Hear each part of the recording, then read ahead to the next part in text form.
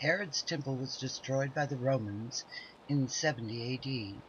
At that time, all the buildings were torn down and the walls of the mount were thrown down. However, only stones that were above ground level of the mount at that time could be thrown down. No one can push over stones that were below ground level. What remained were the retaining walls of the Herodian Temple Mount and Fort Antonia. The walls above these stones were built by the Muslims when they took Jerusalem 1300 years ago. There are many theories as to the location of the threshing floor on the Temple Mount, and this is mine. The southern court of the temple complex was outside the south wall of the mount on Ophel Hill. Josephus wrote that the temple was a furlong by a furlong, 600 by 600 feet. In the middle of the south wall was a double gate, double the width of the first temple era gate. Before entering the temple, one must immerse in water. At the base of the Ophel Hill are the ruins of a huge mikveh, a pool, built by the Herodians. At the far end are arches that supported the steps above them. Josephus, a Jewish historian of the time, describes many sets of steps to get from the south gate to the men's court, which tells us the southern court was built on a hill. At the end of this platform was the Herodian open-aired courthouse, judging by the ruins in that area. This is the porch of the gate, and Josephus writes that the side rooms of the gate were built like towers.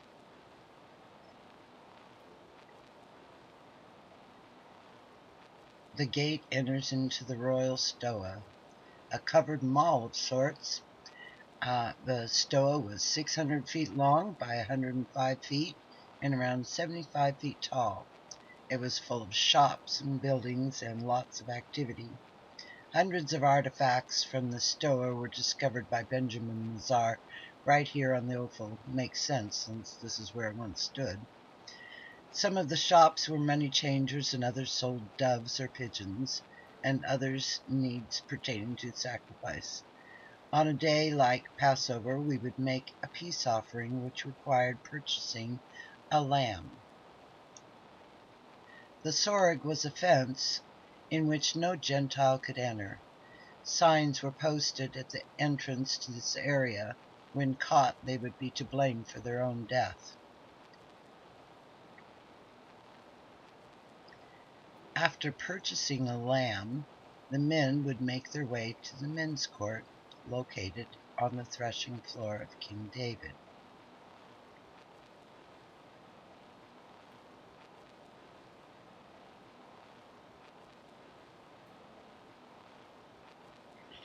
These huge ancient steps, which are on the Ophel today, were cut into bedrock and led to the upper gate.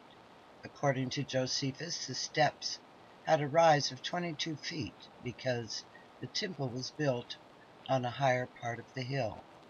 These ancient steps on the Ophel just happened to have a rise of 22 feet. Most likely one would have said a psalm on each level of the 14 large steps. Josephus tells us that at the top was a flat walkway, the kel, a walkway that went all the way around the sacred area, which was the temple, priest, men's, and women's courts. This is Doublegate on the map. Josephus tells us that there were marble steps where people could rest in the shade.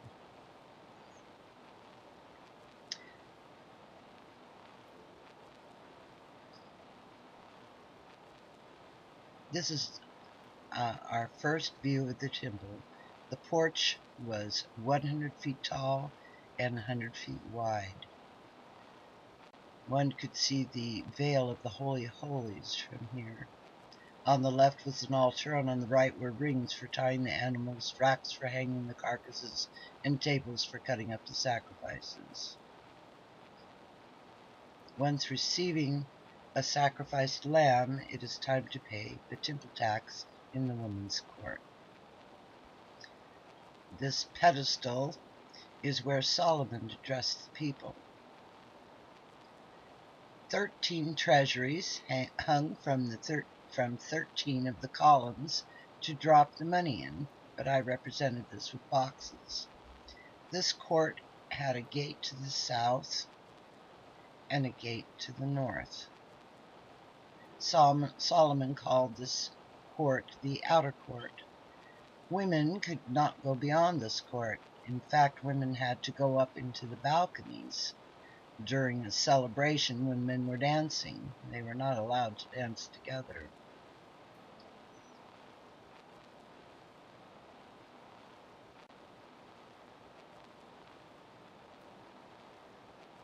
From here, the women could watch the activities below. We can see the Nicanor Gate with the temple behind it. The doors of the gate were so large that it took 20 priests to open each one of them. The women's court had 4 courtyards in its corners, one for sorting wood in the northeast corner.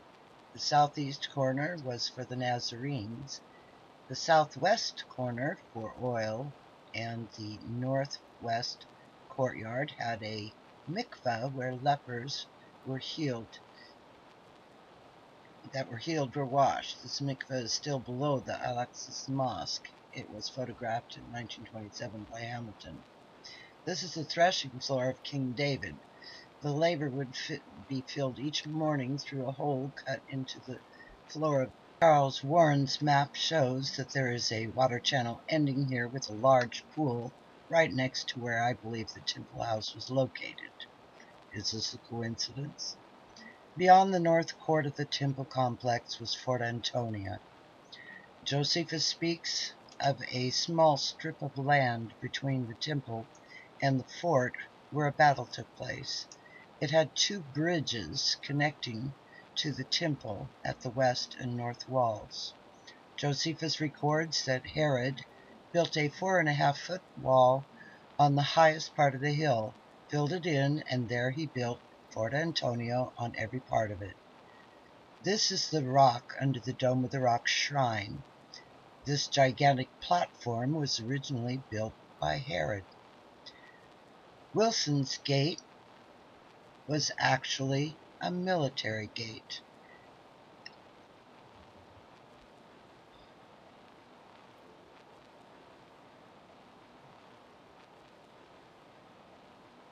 The arches leading up to this gate went all the way to Herod's palace on the top of the West Hill, and it also contained the aqueduct that entered the Temple Mount here.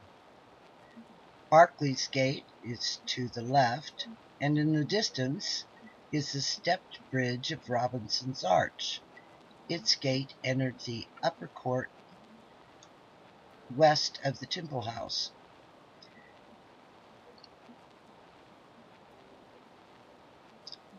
This must have been a beautiful bridge. Above is the place of the trumpeting stone located on the southwest corner of the upper courts. The priests blew the trumpet at the beginning and end of the Sabbath and for celebrations. Below is where the trumpeting stone landed when it was pushed over, cracking the pavement as it hit the first-century street. This area is where I believe that the animals were brought into the temple. It was under tons of stones and rubbish for nearly 2,000 years until the excavation under Benjamin Lazar around 1994. This revealed a small arch in the wall opposite the southwest corner of the Temple Mount. I believe this is where the red heifer and also the young bulls were brought in. The alley also revealed a metal brace which held up a roof. I believe we could follow this alley to where the sheep and goats entered the lower court.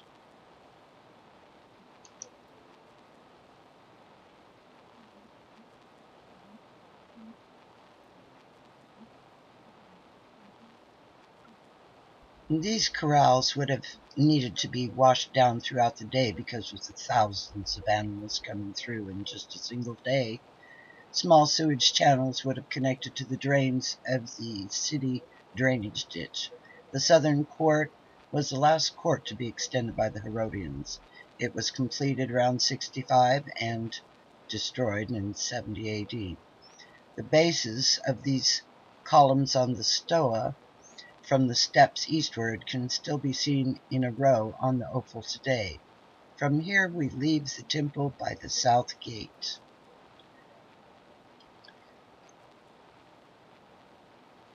Please visit the TempleMountLocation.com for more information. Thank you.